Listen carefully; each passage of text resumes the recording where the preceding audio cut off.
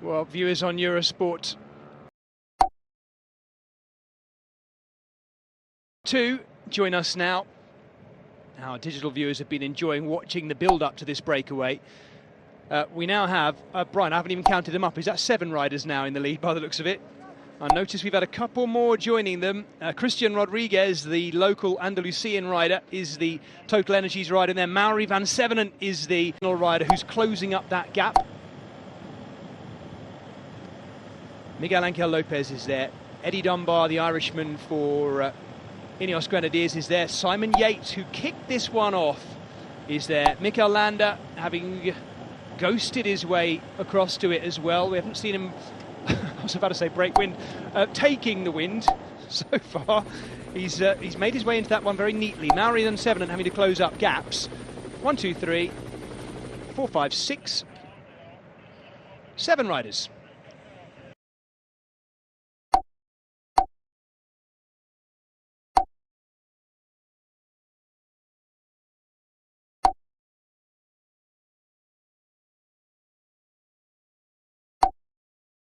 Rider who's closing up that gap. Miguel López is there. Eddie Dunbar, the Irishman for Ineos Grenadiers, is there. Simon Yates, who kicked this one off, is there. Mikel Landa, having ghosted his way across to it as well. We haven't seen him, I was about to say break wind, taking the wind so far. He's made his way into that one very neatly. Mauri van Sevenen having to close up gaps.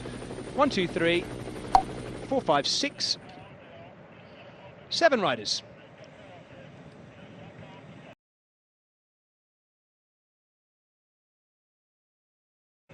And yeah, we've got Miguel López, Eddie Dunbar, Simon Yates, Mikel Landa, Mauri van Sevenen, Ben O'Connor, and Christian Rodriguez. The best placed is Miguel López, who finished second in the stage yesterday. He started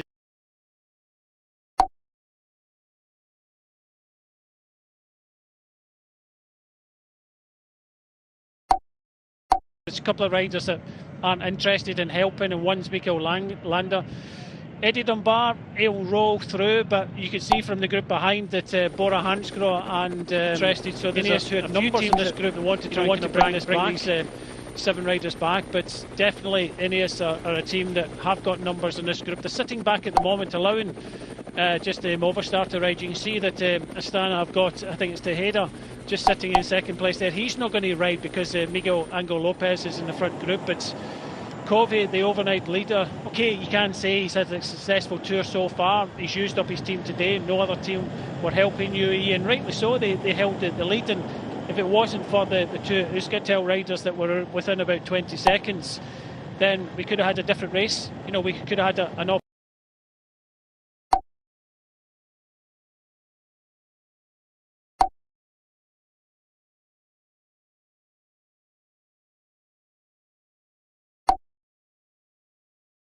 Team today, no other team were helping UAE, and rightly so. They held the lead, and if it wasn't for the 2 Euskaltel riders that were within about 20 seconds, then we could have had a different race. You know, we could have had an opportunity of the breakaway going all the way to the finish. I was talking to a couple of people this morning, and they thought, you know, just when you think there's a sprint stage, there's a good possibility with the steep climbs right from the start, because there were some tough climbs at the start we never saw before we came on air, that the breakaway, if it was strong enough, could go the whole way, and that's why we saw the 2 Euskaltel riders get involved. But unfortunately, you know, UAE did have to chase it down. They controlled things until about 35 kilometres ago, and then, you know, some of the big riders in this race started to attack. Will this group go the whole way? I'm not too sure it will, because not everybody is contributing. They've got 2 riders sitting at the back, Dunbar and Landa. The other 5 riders are more interested in the general classification. Dunbar shakes his head and goes, look, you're riding for general classification, we're not. I've got a rider just behind in the general classification, so we're not contributing.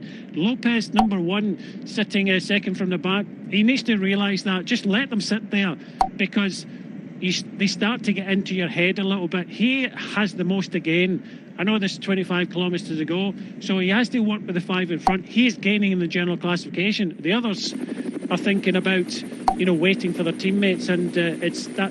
So Movistar rider looks as if he's closing things. My gosh, Alessandro Covi living by the skin of his bib shorts right now. He's on the back of that. The only rider he had behind him was Domenico Pozzovivo, the little Italian climber. And it looks to me like Movistar are going to bring this one back. Interesting clash, though, at the front, isn't it? Movistar and Astana, and Miguel Angel López up the road as well. Movistar chasing him back. I won't go into too much detail there, but it's a fascinating one. Even in our breakaway. Look at that. Even in our breakaway, things splitting up, Brian. Yeah, because when you get a couple of riders, when you're on at your kind of limits and pushing forward, a couple of riders on the back there, and you're not going to get cohesion. But don't put it past Covi. I'm putting it out there now. Don't put it past Covi. If potentially, being isolated here, he's trying to keep out the way at the back of this group so that nobody will know that he's here. But he can sprint well. Wouldn't put it past him if this does come down to a group sprint that he could win, because. You look at who's here. What do you want to do? Do you want to kind of press on? And if there is a team that wants to kind of control things a little bit more and they're running towards this finish, then he could be given a bit more of a free ride. Okay, he's alone, but he's on really, really good form. That don't put it past him. Potentially trying to win the stage again. Oh, another rider having a good ride once again, who we've only really mentioned when it's come to podium presentations the last 2 days. Christian Rodriguez, the Andalusian rider for Total Energies, once again making that split and looking good in there too. What won't help our breakaway, Brian, is that they have very long straight roads now. They go through the sprint point of Ventas de Huelma for the Hotspot Sprints jersey, which is currently being worn by Diego Lopez or Eero Cometa. Haven't seen anything of him yet. Well, it's all back together now. We're just going through that, Hotspot Meta Volante. So it's all together now. So what's going to happen? Is a team going to control this, or are we going to see multiple attacks? We were just looking to see further down the road that there was another group just behind. Do they want others to come back up? Do they want potentially a couple of riders from UAE come back up to kind of help set the pace in these kind of long straight roads, or do they want to kind of push on a little bit? So it will be interesting to see, and hopefully we'll get the host broadcasters will be able to show us the second group in the road, how many are in it, who's riding. But it looks as if the pace is still on. With just over 20 kilometres to go. It's in one line, and it does look as if the riders in this front group want to keep that advantage to anybody else behind. I'll make that around about 27 riders there, Brian, trying to count my way up that line, so somewhere between 25 and 30. Not content to leave it like that either, because we've got riders attacking down the left-hand side. They're using this awfully long straight road that takes them past the airport to the west of Granada itself, and it's Ben Turner, the tall British rider for Ineos Grenadiers. We saw him working hard yesterday, and he's now trying to pull things even faster on the front end of our main peloton. That looks like Nelson Oliveira. I did say the numbers, Jess, and just looking further down the road now, you can see there's another group behind. You can see all the team cars behind it. Who is actually in that group? Do these riders want a regroupment just when it was kind of opening up and, the yellow jersey was isolated? So there'll be a lot of team managers in the team cars going through who's in this group of almost 30 riders, and the instructions will be coming up. But for the moment, nobody's kind of pushing on, and it does look as if this group, the second group, could come back to the front.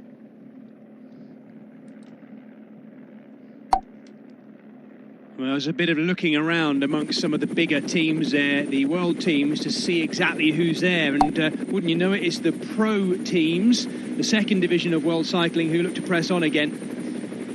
And that is Xavier Isasa of the Euskaltel Euskadi, having survived from the early breakaway, having a little dig on the front again, just to liven things up. There will certainly be riders in here who do not want this to come back together. Others who are sitting and waiting, letting the dice roll a bit and see what happens. Another attack, left-hand side of your screen, right-hand side of the road as they face it. And this is going to keep fizzing. I can see this happening, Brian, all the way to the finish in Ourluis as well.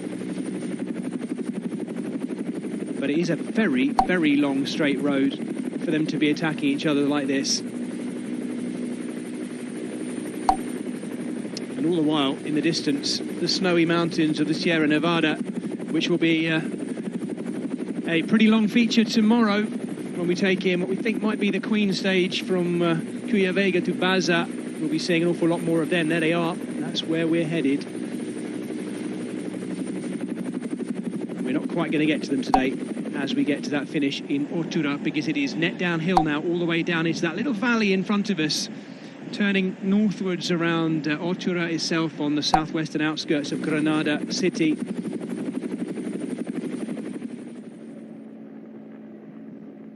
I'm looking, Brian, to see, I'm sure you are too, to see where that yellow jersey is.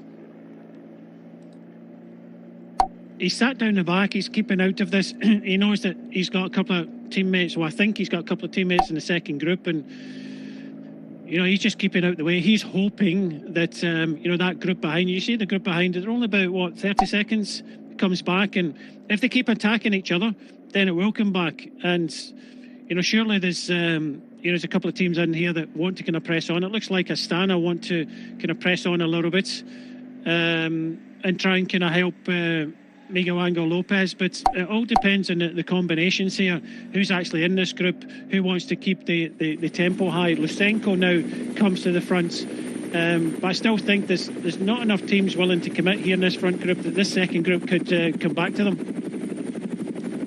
Well, Astana certainly seem to be here in good number. Well picked, yes. Lusenko rolling through to try and keep that pace moving, but the group has bubbled up, hasn't it? There is our yellow jersey. Up alongside Steph Kras. Eddie Dunbar goes again, and this time Covey's following. So quite happy, as you say, Brian, to get involved in the racing, Covey. He's not just sitting in. Eddie Dunbar looking good today.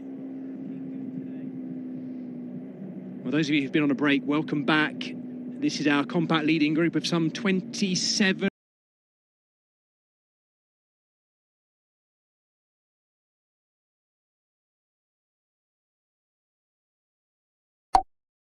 Riders, I believe.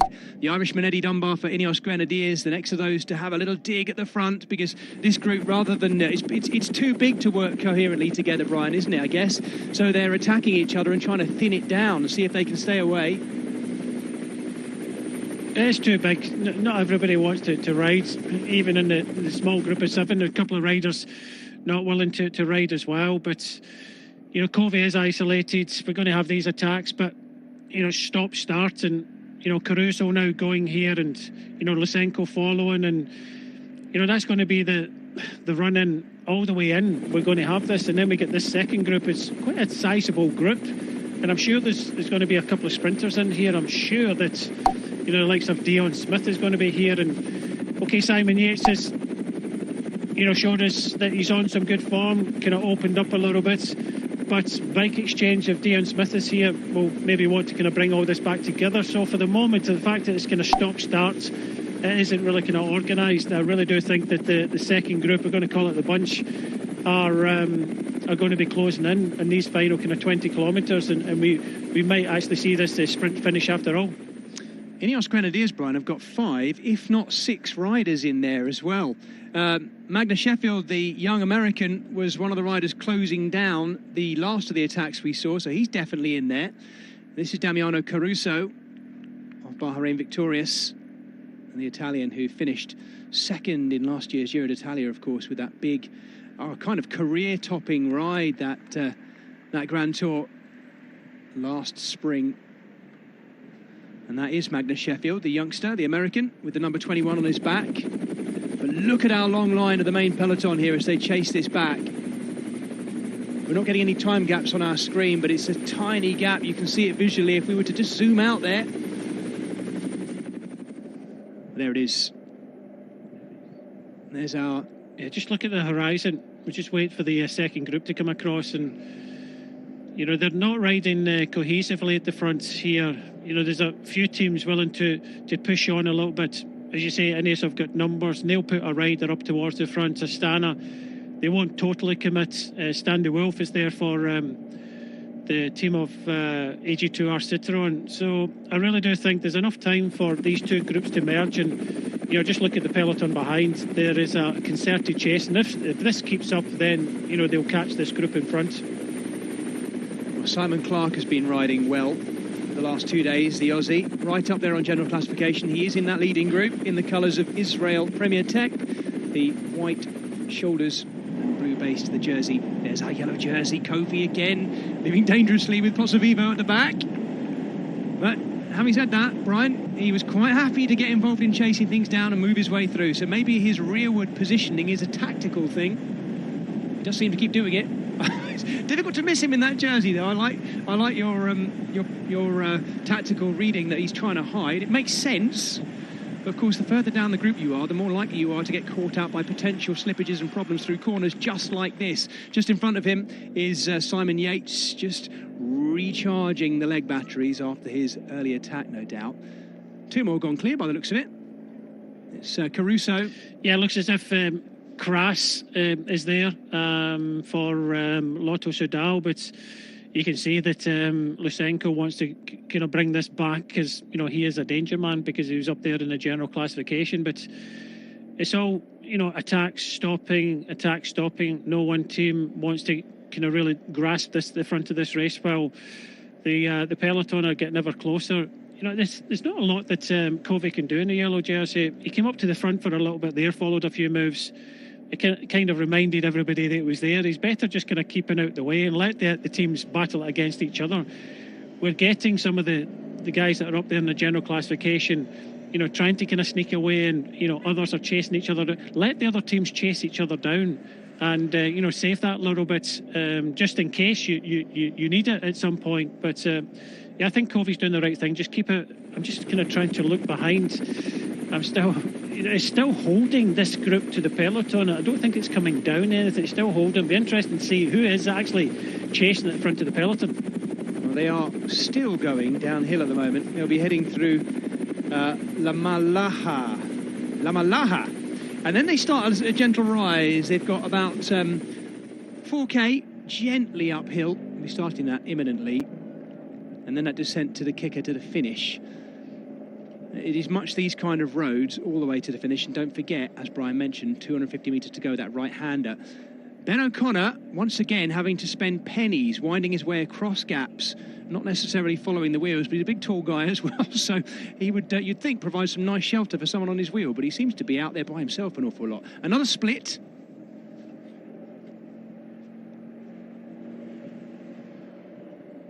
Yeah, you can see, I think it looks like Sheffield there on the wheel, not willing to contribute, not willing to kind of push on a little bit. Ben O'Connor was there, it was Leonard Kamna. Still hoping that the camera bike would just move slightly to the right-hand side so that we can actually see the group behind. Doesn't look as if they are closing quickly. I still think they'll close, but look, it just kind of lulls again, and then they'll get their breath and maybe someone else will go. But while this is happening, that chasing group is going to get closer. But I'd be really interested to see who is chasing, who is in that group behind. The German Leonard Kamna of Bora Hansgrohe has had a couple of digs now. He was in that one as well just then, marked by Mikel Landa. And you're right, Brian, the sort of stockier, more powerfully built Ineos Grenadiers rider is Magnus Sheffield, the 19-year-old. Seen too much of him. He is, of course, a new pro, still only 19 years of age, but powerfully built. I think he's going to be a useful engine for Ineos Grenadiers by the looks of things. He's read the race well to get in there. We get a look at our defending champion in this race, Miguel Angel López, wearing the number 1 for back in the Astana Kazakhstan team this year.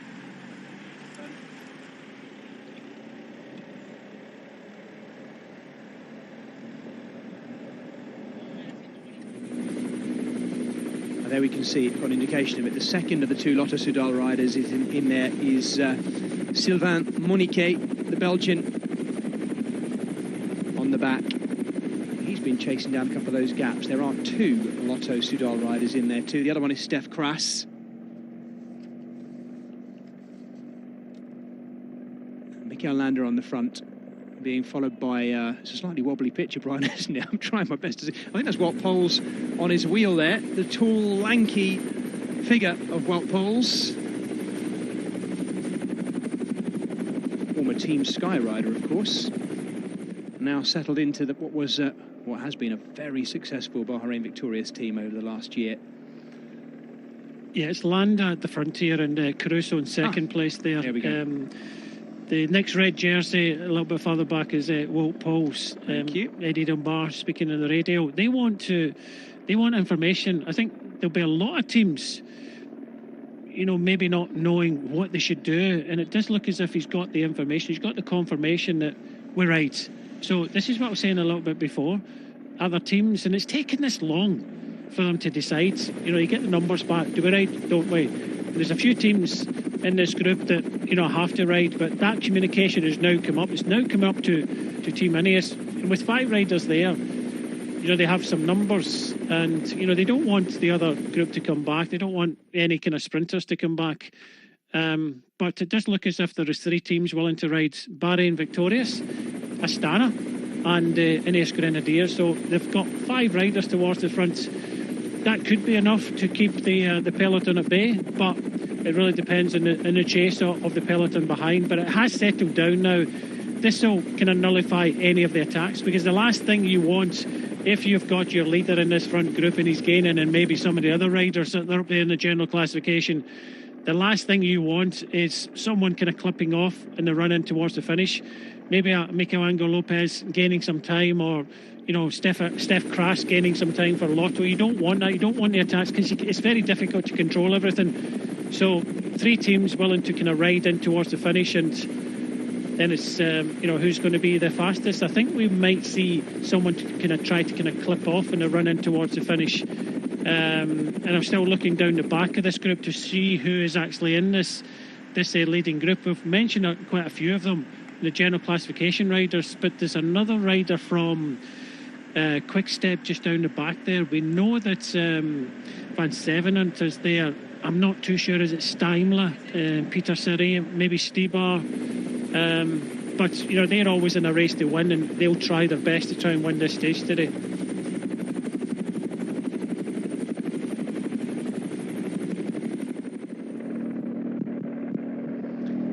Well, this is interesting. Watching Mikel Landa, the Spaniard, doing the work for Bahrain victorious on the front here. Caruso, as Brian rightly says, on his wheel. And further back down the line there, we see Wout Poels. I'm trying to see, Brian, if Jack Haig is there. I think he is further down, about 5 or 6 riders from the back, just in front of Covey. Alessandro Covey once again sitting second from last wheel alongside Domenico Pozzovivo. There he is. There he is, the yellow jersey. I've watched him a couple of times. We've been looking at the aerial shots, Brian, just sort of letting little gaps go and making other riders chase around him at the back. So either he's riding very canny and maybe trying to make himself look weaker than he actually is. You might be right, He might be fancying this one at the finish, Covey. He's obviously in sparkling form, and I'm guessing when you're feeling like that, you feel capable of anything. 73 and 77, so you're right. Mauri van Sevenant is in there, and it's Dries Devenens. Dries Devenens is the other Quick-Step Alpha Vinyl rider in there. I think it is coming back now. Kerner riding, Eola Kometa riding as well. Euskaltel looks like one rider there from Alpecin. They don't have big numbers. It did look as if it was settled down. It still can come back together, but it's going to need a really concerted effort. And Girmay is there for Intermarché as well. So yeah, it's going to be close in the end, whether it all comes together. But it does look as if there is a bit of control at the front, but this chasing group is getting ever nearer to this front group now. Yeah, and this is a very what should we say, general classification focused leading group, one that's distanced itself on an unclassified climb after we'd already gone over 4 categorised climbs of the day.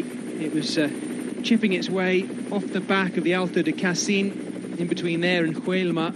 These riders clipped off, and it wasn't just a sort of a chopping further down the peloton. It was a decisive attack, actually, and in the end, the final attack that made it happen and stick was that of Simon Yates, the British rider for the Australian Team Bike Exchange Jayco. There he is, the upright on the hook style of Simon Yates, about 10 riders back from the front there with the white sleeves. Oh, it's getting closer, isn't it? It's getting closer. You can just see the whites of the eyes of the group behind, and it does look as if this could all come back together, you know, inside the last 5 kilometres. That would change everything, Brian, wouldn't it, as well? Because all of a sudden, this group is now all about general classification and about thinking about putting in big gaps, or a gap on that second group anyway. If it comes back together, then we wipe the slate clean again and start again, because who's going to move up from behind, roll up that isn't here? I did think today would be a day where we might see Quick-Step Alpha Vinyl try and take the stranglehold of the race. That might yet still happen. Van Sevenen, we've just seen him closing up some gaps again in this group, so he's working hard. Well, I think for me, I think the favourite in this front group has to be Covey. I have to say that again. You know, he's sat there, he's got a good finisher, and you know, he's had pretty much a free ride today. Okay, he's been isolated here, but he's now got Bahrain Victorious riding on the front, just looking behind. The thing for me is, who is in this group behind? I know there's some teams that we mentioned, Cairn, they don't have a out-and-out sprinter. You know, so who's actually in this the peloton behind that's able to sprint? Is Dion Smith there? You know, Trentin Seneschal. We know that Germay for Intermarché is definitely there. Oldani for Alpecin. I'm sure that if Alpecin are riding it, he is there. So it does look as if it is going to come back together, but who is actually in this peloton that's capable of sprinting? But I still think that Covey could be doubling up with the form he's on at the moment. Yeah. Well, that would be really impressive, wouldn't it? Let's see. He's deliberately, it's no doubt about it, he's obviously got the form. He is deliberately hugging those last 3 or 4 places in this leading group of, I still think it's 27 riders. He's there. And there he is. You can see the yellow jersey. Difficult to hide when you're wearing that. We're coming into the last 5 kilometres. We are on the outskirts of Otura, in the outskirts of Granada, the city itself, of course, which is why we're now becoming much more urban. Here we go, strung back out again. Fast roads now, and a slight rise. We're just about to come to the very gradual rise that takes us up to the finish. That's the 5k to go banner. It is still Mikel Landa of Bahrain Victorious on the front. Damiano Caruso right there. I'm pretty certain Jack Haig is further back, but he's tucked right in. There is Wout Poels. We're looking for the white jerseys with the light blue stripe on it. I think, Brian, yes, I think Jack Haig is about sort of 3/4 of the way down this group, hiding very well. And there's a look at the man who kicked it all off. I think he is in this group. But this is another man that can finish well. You know, it's not bad at sprinting in the past when he was a bit younger. But this, I just saw the flags there with 5 kilometres to go. A bit more of a kind of headwind, which means it will kind of foreshorten the gap. This is the chasing group now, is that we kind of look up to the group in front. In fact, this is the front group. But yeah, it's 4 kilometres to go now. The bunch haven't got up at this moment stage. You know, with 4 kilometres to go, I'd put my money on Covey winning this stage. But there's still time. They're stripped out the cars, so there's nothing in between. It does get a little bit kind of technical, a few kind of twists and turns all the way in towards the finish. But yeah, there's still time for this group to come up, but it's going to be very, very late in the day. Watch out for Jefferson Cepeda, I think he's Ecuadorian rider, actually, on the Caja Rural team. With the number 1 is there for yes. For Ineos as well, so it looks as if they're going to be setting something up for their rider.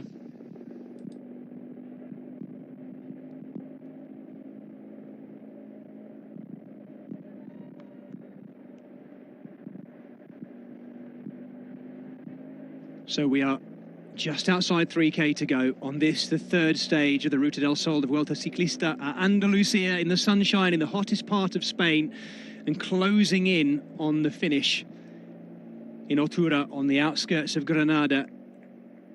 Eddie Dunbar, the Irishman, being used again by Ineos Grenadiers and seeking the shelter of our camera motorbike by the looks of it too.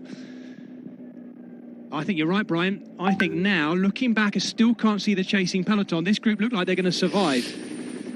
Ooh, yeah, it does close. I think No, it's, you know, you see them bunching up now. You see that Landa and Caruso have done their job, but I think Ineos now taking it up with 3 kilometres to go, thinking of their Ecuadorian rider Narvaez. I don't think it's possible now for it to come back. There was a time there a few kilometres ago that it could have come back, but just looking at the peloton, with 3 kilometres ago, they kind of fanned across the road, so it does look as if because of a slip out there, it could have been Narvaez there. This puts the cat amongst the pigeons now. It really does. And Alessandro Covi's made the split, Brian. As you said, I can see the yellow jersey. It's Rodriguez who was down in that too, and Narvaez, as you said.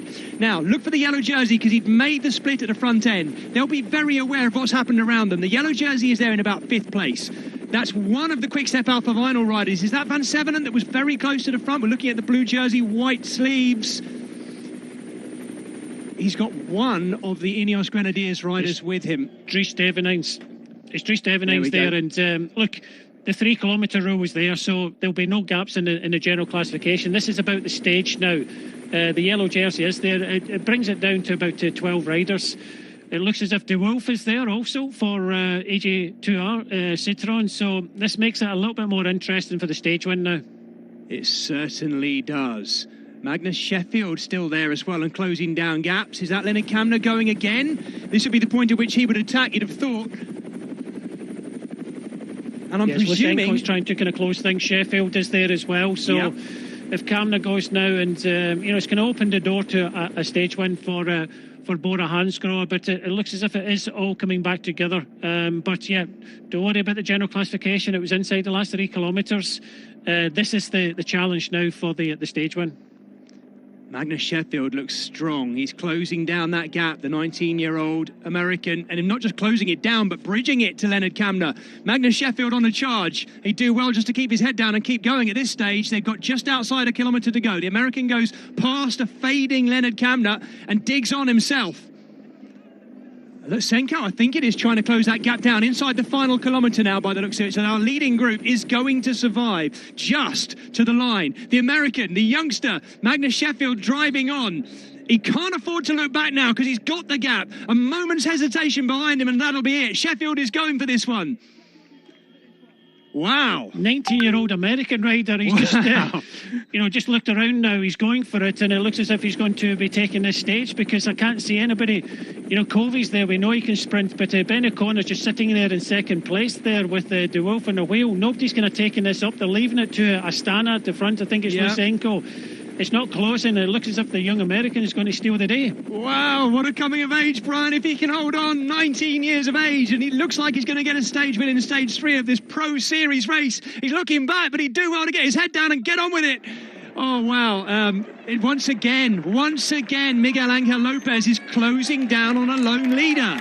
Lopez has got such good form, but he's left by himself right now. There's that tight right-hander. Magnus Sheffield lines up, and the young American is going to take a sterling stage win for the British team of Ineos Grenadiers. The 19-year-old bobbing away and desperately trying to hang on. He's going to do just that. Stein de Wolf also trying to kick from behind. And the remnants of a brilliant breakaway. Magnus Sheffield takes the win. What a fantastic victory for the youngster. 19 years of age, and he thumps his chest. Well, he might. Ben Turner looking to try and clean up the podium places too. A great day out for Ineos Grenadiers. And here comes the remnants. Would we call that the remnants? That's the remnants of our peloton, Brian, isn't it? Wow. We're looking at Lenny Kamna on the left-hand side. He's absolutely spent there. But, Trenton coming up to take the bunch finish with Greg van Avermaet. But what a finish that was. Magnus Sheffield, we knew he was the next generation, a talented bike rider. And, what an effort. I don't think anybody was expecting it.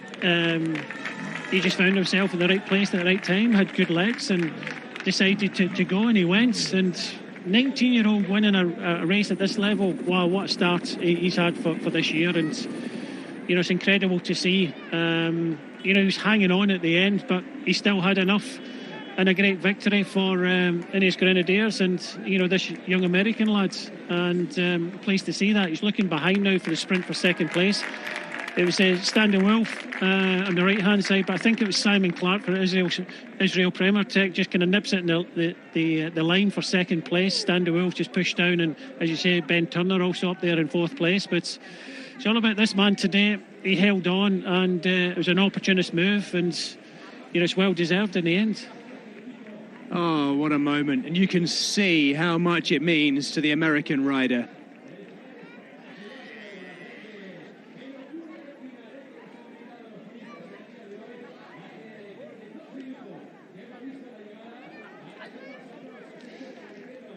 So the 19-year-old Magnus Sheffield, the rider from Pittsford, USA, has taken his first pro win. He spent 2021 racing for Rally Cycling, the team that's now become Human Powered Health, and has unfortunately had to withdraw from this race. These are some of the riders who were held up in that crash, of course. That is Carlos Rodriguez there. You're right, Brian, though, well spotted, inside the final 3K. So they don't need to worry about rushing in. He's in company of Jonathan Narvaez. And those two picking over the wounds from that crash as we watch the rest of our riders sprinting in. That was Rune Herregaards making his way through. No, it isn't, of course, because he is in the green jersey today. So two of the riders from Sport Vlaanderen and Baloise